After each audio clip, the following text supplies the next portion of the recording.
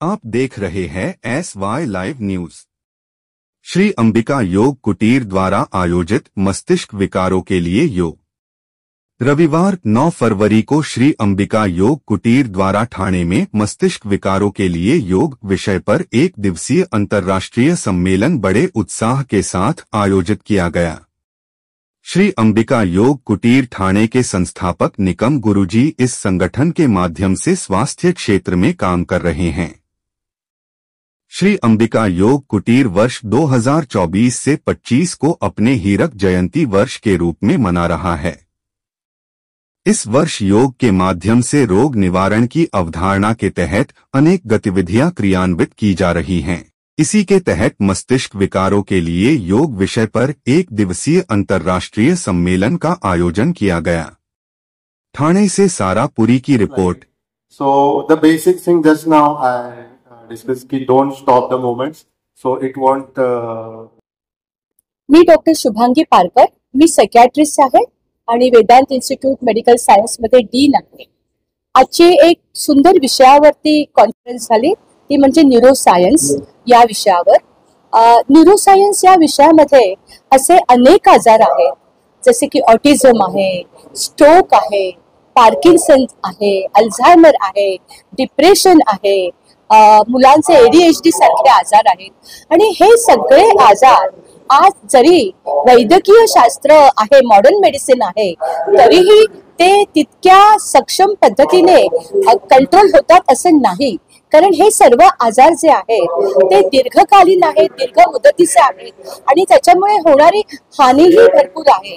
बरेच पेशंट, उदाहरणार्थ आपण डिप्रेशनचे पेशंट घेऊया, आपल्याला सुशांत सिंगचा आजार माहिती आहे, त्याने केलेली आत्महत्या माहिती आहे। आणि प्रत्येक वेळेला आपण जर जीवनशैली सुधारली, आपलं जे एज्युटेटेड किंवा आपलं मन जे चंचल आहे आणि ते कधी कधी भावना विभोर होतं आणि काबू बाहेर जातं, असं मन आपण जर आपल्या कंट्रोलमध्ये आणलं, काबूमध्ये आणलं, तर आपण उत्तम विचार करू शकतो, चांगला जजमेंट देऊ शकतो, सक्षम विचार करू शकतो। त्या विचारांमध्ये जशी गती असते तशी त्याच्यामध्ये सत्यस्थिती स्वीकारायची सुद्धा क्षमता असते। आणि हे सगळं करण्यासाठी योगा हा अत्यंत महत्वाचा पद्धत आहे। योगामध्ये केवळ आसनं नाहीत, तर योगामध्ये ब्रीदिंग एक्सरसाइजेस आहेत की जिथे आपण प्राणायाम करतो किंवा मुद्रा आहे, आणि या सगळ्यांमुळे आपण मनावर नियंत्रण आणतो। आणि एकदा का मनावर नियंत्रण आणलं की मग आपण वस्तुस्थितीला साजेसे विचार करू शकतो, ज्यामध्ये आपले विचार आपले हानी न करता आपल्याला पुढे घेऊन जातील। हे महत्वाचं आहे आणि त्या दृष्टिकोनातनं ही कॉन्फरन्स योगा प्रॅक्टिशनर आणि सर्वसामान्यांना एक उत्तम संदेश देते। आपण पैसे किती मोजतो या आजारांसाठी, पण योगा ही जीवनशैली आहे जी आपल्या दैनंदिन जीवनात आपल्याला घेता येते आणि त्याच्यासाठी खूप पैसे लागत नाहीत। आणि तरीही त्याचा जो परिणाम जो असतो तो प्रचंड आहे आणि तो जीवनशैलीसारख्या आजारामध्ये पूर्ण जीवनात टिकून राहणारा परिणाम आहे। नमस्कार, मी रामचंद्र सुर्वे श्री अंबिका योग कुटीर मध्ये गेली सुमारे 40 वर्ष सेक्रेटरी म्हणून काम करतो आणि YCB म्हणून जी काही आहे आयुष मिनिस्ट्रीचे जे प्रशिक्षण पद्धती आहे त्यांचा प्रिन्सिपल म्हणून काम बघत असतो। माझ्या बाजूला बसलेले आहेत त्या निलिमा शास्त्री या व्हाईस प्रिन्सिपल म्हणून काम बघतात।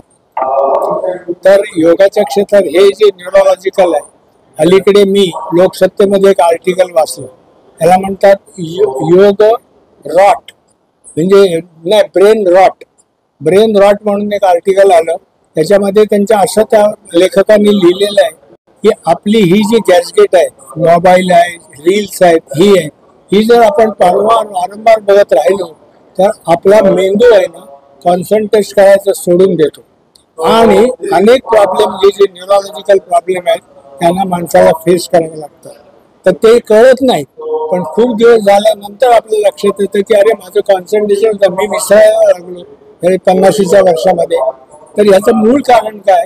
मूळ कारण आहे, आता मगाशी त्या मॅडमने सांगितलं होतं, जीवन पद्धतीमध्ये मोबाईल बघायचा, मोबाईलमध्ये जी इन्फॉर्मेशन आपल्याला आवश्यक आहे त्याचा अभ्यास म्हणून करायचा, जी मिळते ती सगळीच खरी असते अशातला पण भाग नाही.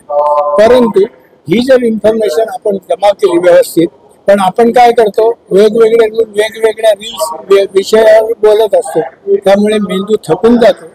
आणि मायक्रोसॉफ्टमध्ये 2000 मोबाईल ऑपरेटर्स म्हणजे वापरणाऱ्या लोकांचा सर्वे केला. त्याच्यात त्यांच्या लक्षात असं आलं की 2000 लोक ही जी आहेत ही 8 सेकंद सुद्धा कॉन्सन्ट्रेट करू शकत नाही. हे जर आलं तर ही केवढी मोठी थ्रेट पुढच्या जनरेशनला आहे हे आपल्याला लक्षात घ्यावं लागतं. या योगाला दुसरा पर्याय नाही, कारण ती जीवनशैली आहे, आदर्श जीवनशैली आता जगाच्या पाठीवर सगळ्यांनी स्वीकारले. आता सरकारचा दरबारी आता आपण म्हणतोय हॉस्पिटलमधनं योग टीचर नियुक्त करायला लागले, कारण त्यांनी सांगितलेलं आहे back of every disease lies a cause where no drug can reach. कुठलेही औषध त्या व्याधीपर्यंत पोहोचत नाही, कारण ते सिम्टमॅटिक ट्रीटमेंट करते. नमस्कार, मी मिसेस निधी बोलते. मी Mrs Nidhima Shastri, Joshi medical college मधून व्हाईस प्रिन्सिपल म्हणून मी 2006 ला रिटायर्ड झाले. आणि 1998 पासून अंबिका योग कुटीर बरोबर योग टीचर म्हणून मी काम करते.